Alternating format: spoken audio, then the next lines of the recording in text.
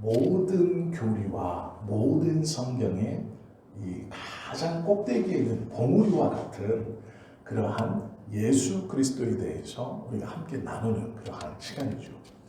하나님의 아들의 성육신입니다. 즉, 이 땅의 탄생, 이것을 우리가 좀 보는 것이죠. 하나님의 아들의 성육신, 즉 예수님께서 인간의 육신을 입고 이 땅에 오신다라는 것의 출발은 창세기 3장 15절에서 하나님께서 선언해 놓으신 그 은혜 언약으로부터 출발합니다. 즉, 하나님께서 선언해 놓으신 것을 어떠한 일이 있거나 심지어 어떠한 것이 방해를 한다 할지라도 모두 다 이루어 가시는 분이십니다. 누군가 어떠한 것이 방해를 한다 하여서 하나님이 내어뱉은 것을 이루지 못하신다. 즉, 누구에게 막힌다면 그는 더 이상 하나님이 아닐 것입니다. 우리가 이걸 잘 생각해 보셔야 됩니다. 내어뱉은 것을 이루지 못하는 분이라면 그는 하나님이 아니게 됩니다. 하나님은 전능자이시기에 하나님께서 말씀하신 것을 어떠한 상황과 심지어 방해가 있더라도 그것을 이루어 가시는 분이십니다. 그러기에 그분이 하나님이십니다. 창세기 3장 15절에서 선언되어진 이 원시복음, 그리고 은혜의 언약이라고 부르는 여자의 후손이 너의 뱀의 후손의 머리를 밟을 것이다 라는 이 말씀에 대한 열심, 그것으로 이제 예수 그리스도가 이 땅에 오시게 된 것입니다. 예수님은 어떠한 모습으로 이 땅에 오셨는가? 제세례파라고 하는 사람들이 있습니다. 이것은 침례교와는 조금 다릅니다. 이 제세례파라고 부르는 것은 세례를 다시 사람이 거듭난 후에 받는 것이 진짜다. 그래서 세례를 2번 받아도 된다. 심지어는 3번을 받아도 된다. 이렇게 말하는 분들입니다. 세례는 성령께서 그 마음에 하나님에 대한 믿음을 허락하신 사람들이 교회 공동체 내로 들어와 신앙을 고백하고 그 교회 공동체 안에서 그의 신앙의 고백이 성경에 합당한 것이다 라는 검증을 거친 후에 모든 성도들에게 이제 내가 예수 그리스도를 구주로 받아들이고 교회의 일원이 되며 하나님 나라의 백성이 되었다는 것을 선언하는 것과 동시에 증거하는 것입니다. 그리고 그 선언과 증거를 먼저 받은 성도들은 이 하나님의 나라의 백성으로서의 권한을 가지고 새롭게 하나님의 나라의 백성이 된 그를 환영하고 또 그가 하나님의 나라의 백성이 되었다는 것을 증언하는 증언자들입니다. 그러기에 세례는 교회라는 공동체 안에서 이루어져야 하는 것입니다. 이것을 어디서 자기가 나는 예수 그리스도를 믿고 있으니 세례를 줘야지 이렇게 줄 수 없는 겁니다. 이해가 되시죠? 세례라는 것은 교회의 공동체 안에서 그의 믿음이 증거되고 인정되고 검증되고 그리고 먼저 그 세례를 받은 많은 사람들이 증인이 되어야 되는 겁니다. 그래서 하나님의 나라에 대한 시민권을 획득했다라는 것을 세례식이라고 부릅니다. 그래서 자기 혼자 내가 예수 믿는 것이 확실하고 믿음이 확실하니 내가 나를 줘야지 이렇게 줄 수는 없는 겁니다. 그래서 누군가가 있어야 돼요. 최소한 필요한 것이 여러 명의 증인은 없더라도 그 세례를 줄 수 있는 목회자와 세례 당사자는 있어야 되겠죠. 즉 자기 혼자서 자기에게 줄 수는 없어요. 이 제세례파라는 것이 뭐냐면 증인들도 필요 없다. 증인들도 다 필요 없고 세례를 준 목회자도 필요 없다. 즉 네가 세례를 받을 만한 모양 그리고 마음의 결단이 진짜로 있었느냐, 그것이 증명되면 다시 세례를 받아라 라는 겁니다. 즉 제세례파는 유아 세례를 인정하지 않고 또 자기의 의지로 세례받지 못했을 수도 있습니다. 그리고 또 세례가 이렇게 중요한 거구나 라는 걸 알지 못하고 나이가 되어서 받았을지도 모릅니다. 그런 걸 인정하지 않는 거예요. 그래서 다시 세례를 받아야 된다라고 말하는 겁니다. 이들이 제세례파라고 부르는데요. 제세례파의 사람들이 주장하는 이론이 무엇이었냐면 예수님은 마리아의 뱃속에서 10달 동안 있었지만 사람의 형상이나 모양은 하나도 취하지 아니하였다. 즉 성령께서 마리아 껍데기 안속에 예수님을 넣어두셨지만 이 예수님은 마리아에게 영향을 하나도 받지 않고 그대로 성령께서 그대로 나오게 하셔서 결국 예수의 육신은 마리아에게 통해서 받은 것이 하나도 없고 처음부터 마지막까지 오로지 하나님 티끌도 오염되어 있지 않은 인간의 아무것도 섞이지 않은 온전한 신 그것으로 출생했다 이렇게 주장하는 겁니다. 왜 이렇게 주장하냐면요. 이 제세례파의 주장이 나온 근거는 가톨릭에서 예수님께서 마리아의 뱃속에 잉태하셨고 출생하셔서 구세주가 되시려면 성경의 기록대로 예수님은 죄가 없어야 되는데 그러면 마리아도 죄가 없어야 되지 않느냐. 그러기에 마리아도 죄가 없다라고 선언했기 때문에 그에 대한 반박으로 마리아에게 어떠한 영향도 받지 않았다. 이렇게 주장하게 된 것입니다.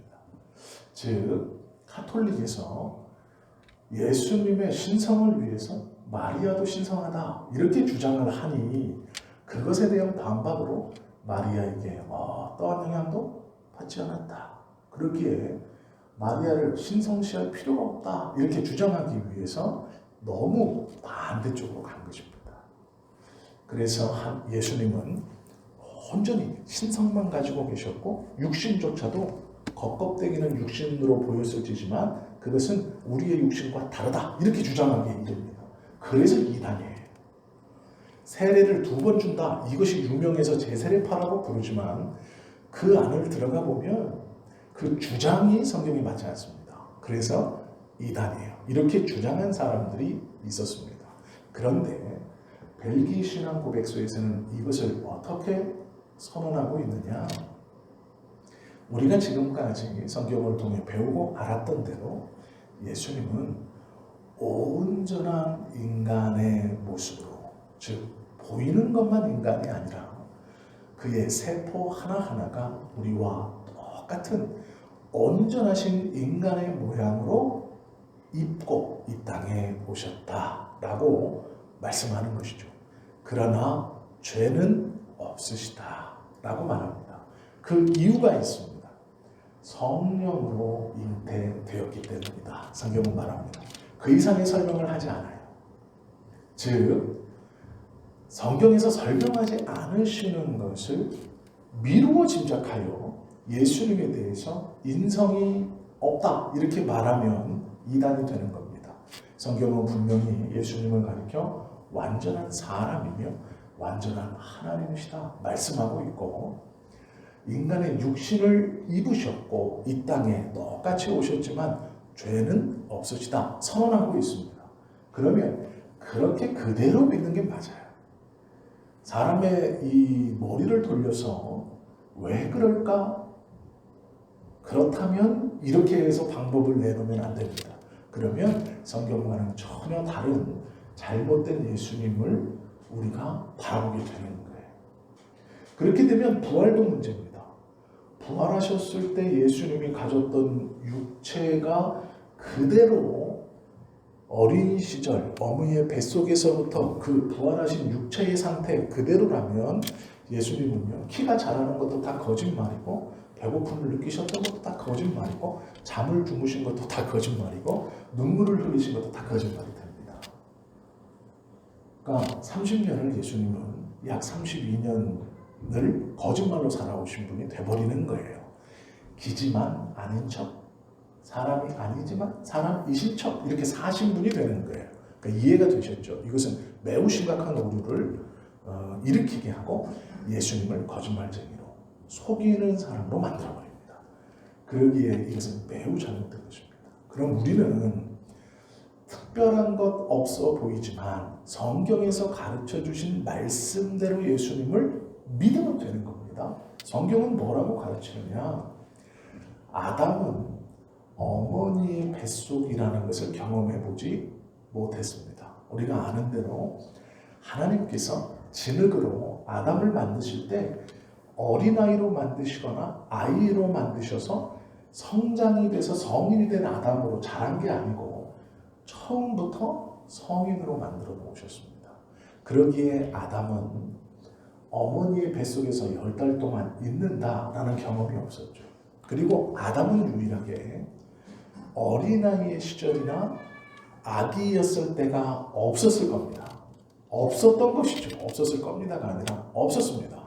하나님께서 아담은 바로 성인으로 만드셨고 그 코에 생기를 불어 생명으로 살아있게 하셨기 때문에 그렇습니다. 그러나 예수님은 다릅니다. 예수님은 아담도 경험해보지 못했던 어머니의 뱃속에서 10달 동안 지내는 태아의 상태로 계셨고 아기의 상태로 이 땅에 사람과 똑같이 태어나셨고 어린아이의 시기를 거쳐 그대로 장년까지 성장하셨습니다. 그리고 그것을 주변에 많은 사람들이 함께 보았습니다. 그래서 예수님이 사람과 같다라는 것을 의심할 필요는 없습니다. 그렇다면 사람과 다르다라는 것은 우리가 어떻게 알 수 있느냐? 우리는 그때 살아보지도 않았고 예수님을 직접 본 적도 없기 때문에 사람과 같다는 것은 누구나 다 알 수 있는 일이고 성경에서도 그것을 뒷받침합니다. 그럼 사람과 다르다는 것을 우리가 어떻게 알고 믿을 수 있느냐? 그 근거도 성경밖에는 없습니다.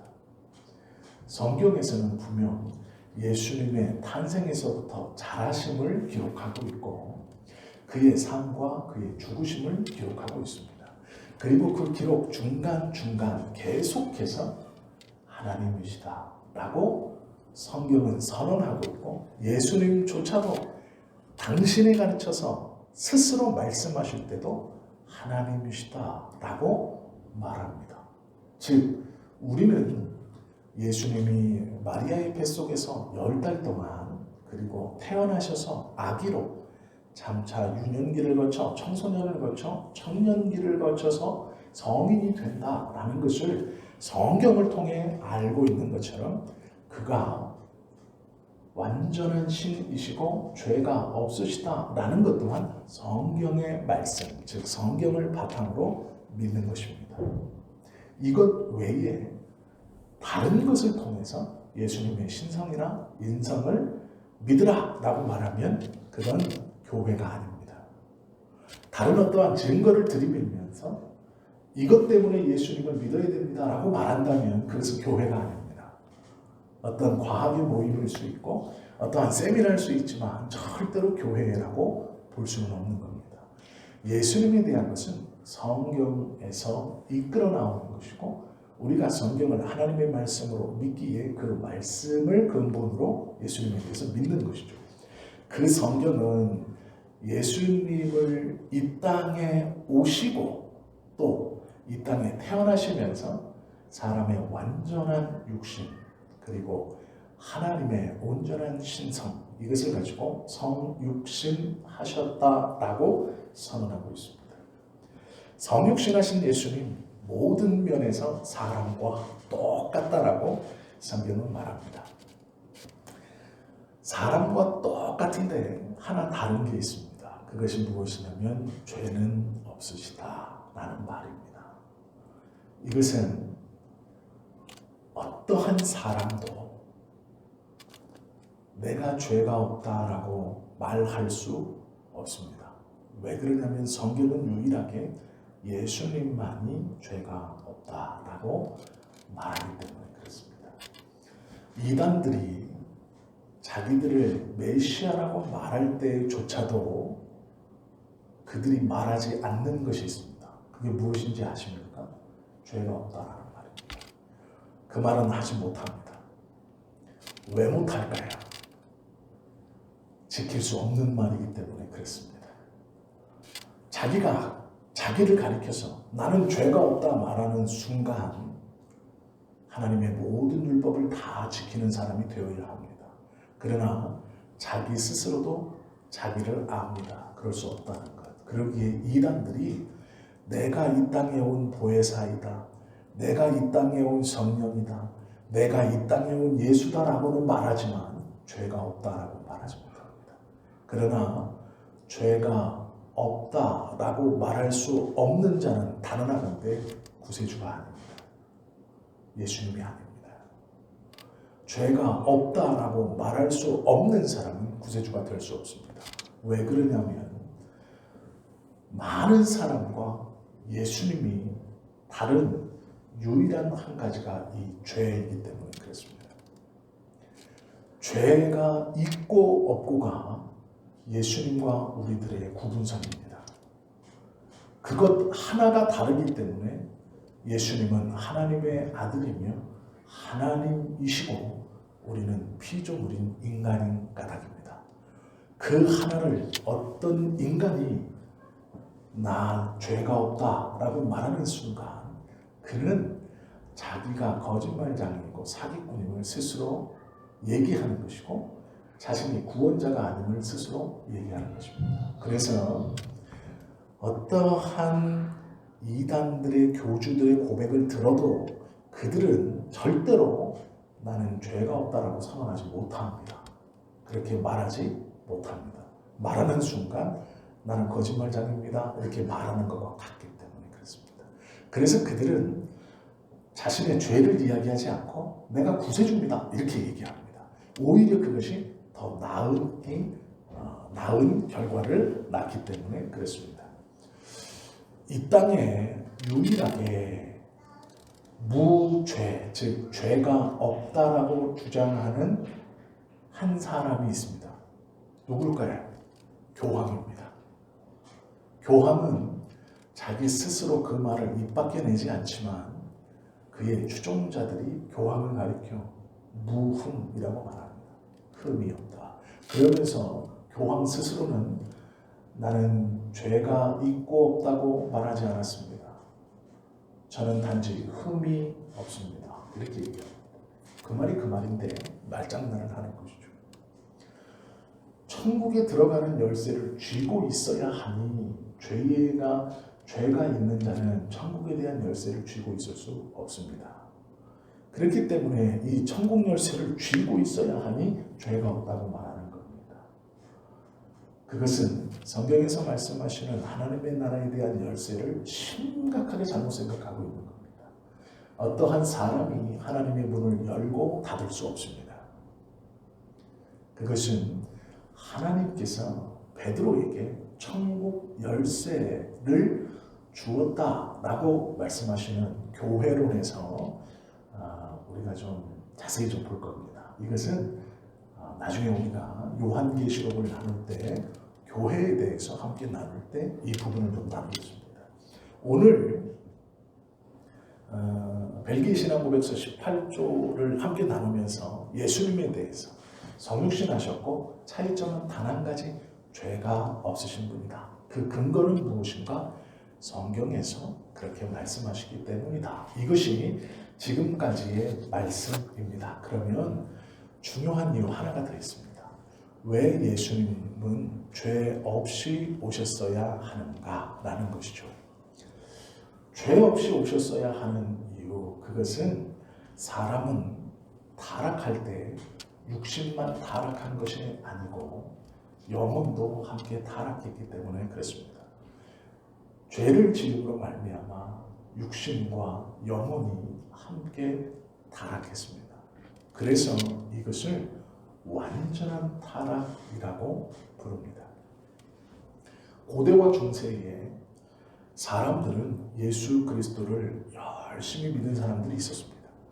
하나님 여호와 신앙을 가지고 있는 사람들이 예수님 이전에도 있었습니다. 즉 구약 시대에도 하나님을 믿는 사람들이 있었습니다.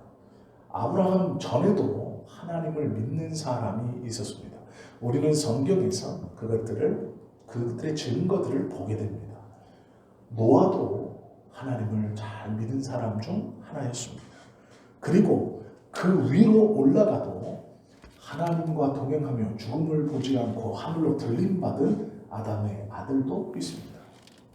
즉 창조 이후로 사람이 이 땅에 하나님께서 우리 인간을 창조하신 이후로 하나님에 대한 믿음은 계속해서 있었습니다.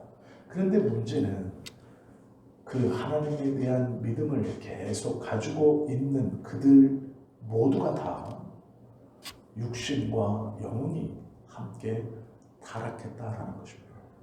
시간이 흘러서 구약의 성경을 가지고 신약의 예수 그리스도를 사람들은 멸망하기 시작했고, 그 구약에서 계속 증거하는 그 예수 그리스도를 신약에서 보고 사람들이 더 큰 믿음으로 하나님 앞에 나아가게 되었습니다. 그래서 예수님께서 돌아가시고 약 500년 후에 열린 모든 예수 믿는 사람들이 모여서, 그 중에 대표라고 말하는 사람들이 모여서 예수님에 대해서 예수님은 이러한 분이다, 예수님은 이러한 분이다 라는 것을 논의하고 그것을 교회의 공적 가르침으로 가르치자라는 회의가 열렸을 때 사람들은 예수 그리스도에 대해서 이렇다 저렇다 성경을 기반으로 정의하기 시작했습니다. 그리고 그것을 교회에서 열심히 가르쳤습니다. 그리고 그 가르침을 받은 사람들은 예수님을 더 잘 믿기 위해서 육신을 괴롭혔습니다. 그래서 중세에는 수도원이 많이 있었습니다. 이 수도원의 역할은 육신을 철저하게 죽이는 것입니다. 즉 그냥 죽이는 것이 아니고 굶는다든지 육체가 즐거워하는 것을 아무것도 하지 않는 것입니다. 심지어 어떤 수도원에서는 소변과 배변도 마음대로 하지 못하게 했습니다. 그것도 몸을 편안하게 하고 즐겁게 하는 것이기 때문에 그랬습니다. 우리가 잘 아는 루터도 자기 전에 가시나무를 채찍으로 만들어서 자신의 허벅지와 자신의 등과 자신의 가슴을 후려치곤 했습니다. 왜 그랬냐면 고귀한 영혼이 더러운 육신에 갇혀있다라고 생각했기 때문에 그렇습니다.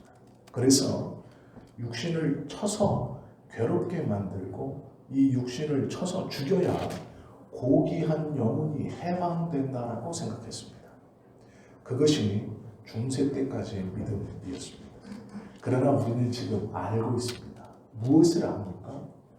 이 육신도 하나님께서 우리에게 주신 하나님의 창조물이고 우리의 영혼도 동일하게 하나님께서 우리에게 주신 하나님의 창조물입니다. 그러기에 육신과 영혼은 무엇이 더 귀하고 무엇이 더 귀하지 않다라고 저울질할 수 없이 동일한 하나님의 창조물이고, 이 육신과 영혼이 함께 귀하게 있을 때 하나님께서 지으신 그 모습 그대로 있는 것입니다. 그러기에 육신과 영혼이 함께 있을 때 그를 가리켜 사람이라고 부릅니다.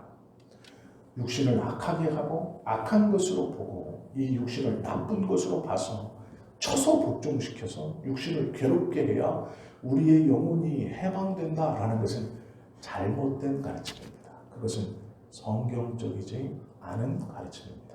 그러기에 하나님이 주신 육신을 잘 건강하게 관리하는 것, 편안하게 하는 것, 괴롭지 않게 하는 것, 죄송하지만 게으르지 않게 하는 게 아니라 괴롭지 않게 하는 것입니다. 제가 좀 게을러서 배도 나오고 그런데 넘어가시고요. 괴롭지 않게 하는 것, 그것이 성경적인 사람에 대한 관점입니다. 예수님은요, 우리의 영혼을 구원하시러 오신 예수님일 뿐만 아니라 우리의 육신도 또한 동일하게 구원시키시기 위해서 이 땅에 오신 분입니다. 즉 사람을 구원시키시기 위해 오신 분입니다. 사람은 육신과 영혼 모두가 타락하여 전적으로 부패했기 때문에 우리의 영혼은 선하고 육신은 악해서 악한 육신 안에 우리의 선한 영혼이 갇혀 있는 것이 아니라 우리의 영혼도 육신과 함께 육신과 똑같이 타락했습니다. 그래서 예수님이 이 땅에 오실 때 똑같은 육신을 입고 오시고 동일한 영혼을 가지고 오셨음에도 죄 없이 그 죄에 대한 해방으로 오신 분이기에 죄 없이 오신 것입니다. 성경은 이것을 정확하게 사람과 똑같으시되 죄는 없으시다 라고 정의하고 있습니다. 벨기 신앙고백서 18조를 보면 6가지의 가르침이 있습니다. 제가 읽어드리겠습니다. 첫째, 예수님이 하나님의 약속에 따라 이 세상에 오셨다는 것. 출발은 창세기 3장 15절입니다. 두 번째, 그 약속은 구약 성경에서 지속적으로 계속되었다는 것. 세 번째, 그러한 약속에 따라 여자의 몸에서 오셨다는 것. 출발은 창세기 3장 15절입니다. 네 번째, 예수님은 우리와 똑같으신데 한 가지 죄가 없으시다는 것. 다섯 번째, 성령으로 잉태되사 동정녀 마리아에게서 나셨다는 것. 여섯 번째, 이렇게 오신 이유는 우리의 몸과 영혼을 구원하시기 위함이라는 것. 이것이 성경적인 예수님에 대한 우리의 고백입니다. 이것 이상이 없습니다.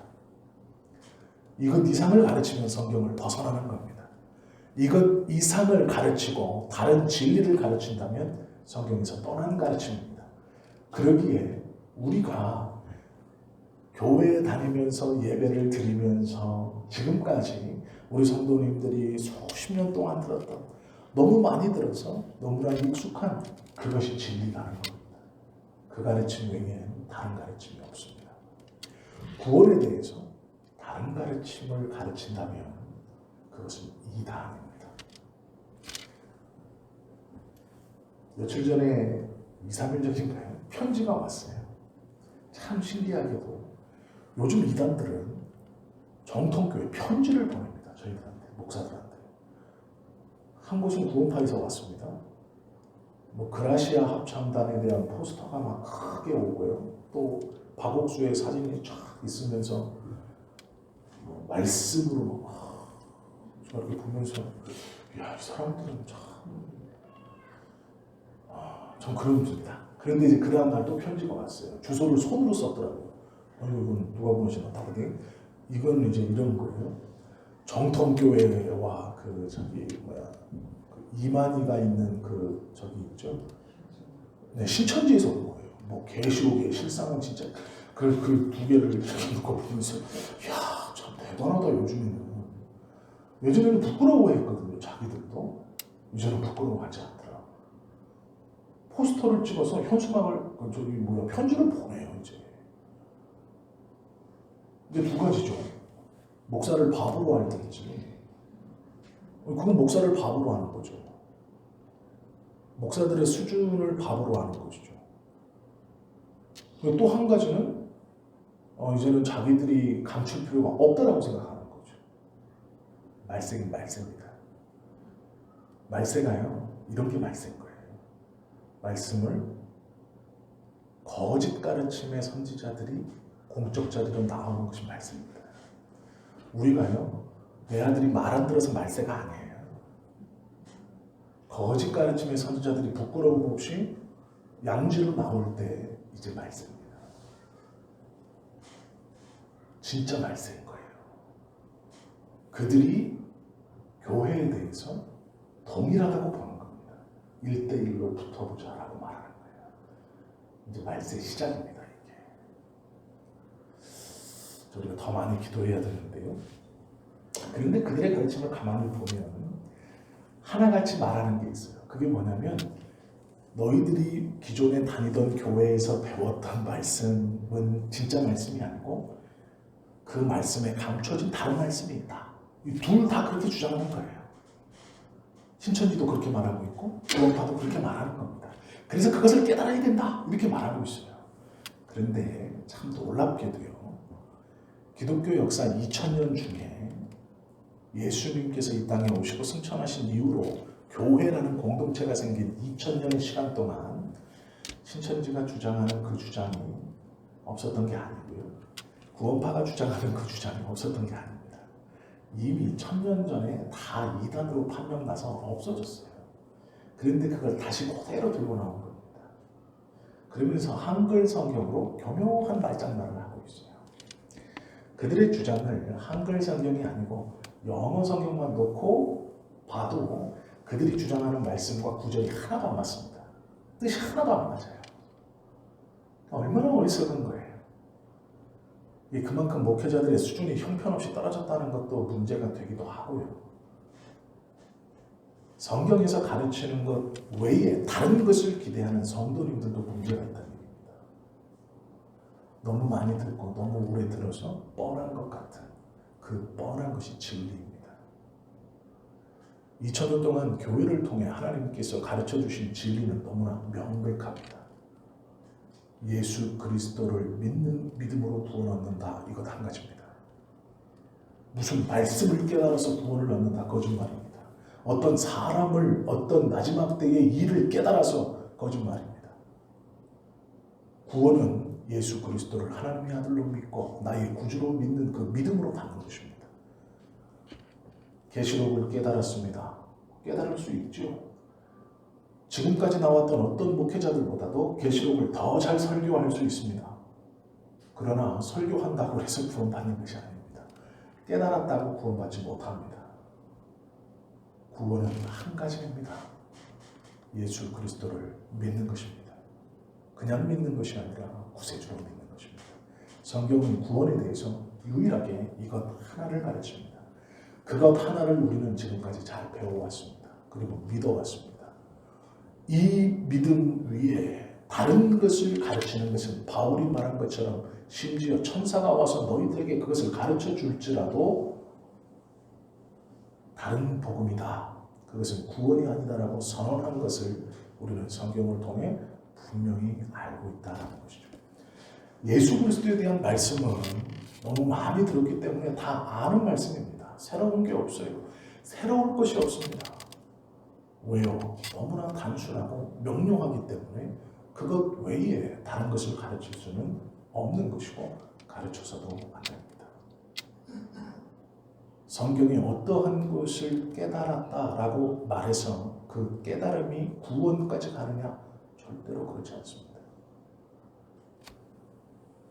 아무리 좋은 말을 들어도 그렇지, 구원은 예수 그리스도를 믿는 것으로 이루어지지라는 이것이 흔들리면 안 됩니다. 그러기에 잘못된 가르침에 눈 돌릴 필요가 없습니다. 우리는 이미 너무 익숙하게 그리고 이미 믿어왔던 그 믿음으로 구원받는 것입니다. 다른 것은 없습니다. 기독교의 핵심은 구원이 사람 편에서 하나님께로 가는 게 아닙니다.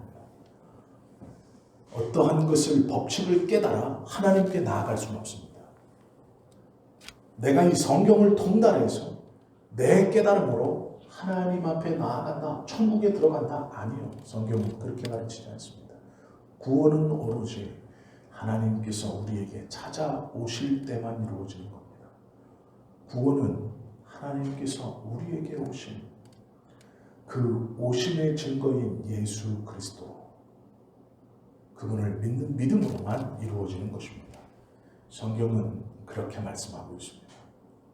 우리가 하나님께로 나아갈 수 없고 하나님께서 오로지 우리에게 오신 그 성육신하신 예수 그리스도를 믿는 것으로 이루어질 뿐이다 라고 선언합니다. 다른 것은 없습니다. 여자의 후손을 보내겠다. 그 약속이 성취되셨죠. 예수님이 이 땅에 오심으로 성취되신 것입니다. 그분은 마리아의 몸에서 나셨습니다. 성령으로 잉태되어 동정녀 마리아에게서 나시고, 이것이 우리가 고백하는 사도신경의 신앙의 고백이며 성경의 말씀입니다. 그분은 진실로 우리의 임마누엘, 곧 하나님이 우리와 함께 계신다는 증거이며 우리를 우리의 죄에서 구원해 주실 유일하신 분이십니다. 그분이 이 땅에 인간의 육신을 입고 오셨고 사람과 똑같지만 죄는 없으시다라는 하나의 다른 점을 가지고 이 땅에 오셨다는 것을 믿는 것, 그것이 예수님에 대한 바른 믿음입니다. 벨기 신앙고백서 18조는 여기까지 말씀하고 있습니다. 다음은 예수님 안에 있는 두 신성, 인성과 신성이 어떻게 완전하게 계시느냐에 대해서 저희가 좀 볼 겁니다. 그래서 몇 주간에 걸쳐서 벨기에 신앙고백서의 흐름대로 예수님에 대해서 우리가 지금까지 창조와 타락과 그 타락에 대한 회복의 말씀을 지난주까지 보았고, 이번 주부터는 그 회복의 중심인 예수 그리스도를 보고 있습니다. 오늘은 그 예수 그리스도의 이 땅에 오심에 대해서 우리가 함께 좀 보아보죠. 기억할 것은 한 가지입니다. 말씀에 따라 이 땅에 예수님께서 성육신하셔서 사람과 똑같은 육신을 입고 오셨지만 죄는 없으시다. 그것이 다르구나. 이것 기억하시면 성경에서 말씀하시는 예수님에 대한 첫 번째 출발을 바르게 한 것입니다. 그 예수님을 우리는 온전히 그리고 바르게 이미 믿고 있었습니다. 다른 것은 없습니다. 다른 말씀을 기대하시면 안 됩니다. 이미 알고 계시고 믿고 계셨던 그 말씀이 진리입니다. 다른 것을 원하신다면 그것은 구원의 길에서 벗어난 것이라는 것을 기억하셔야 됩니다. 기도하시겠습니다.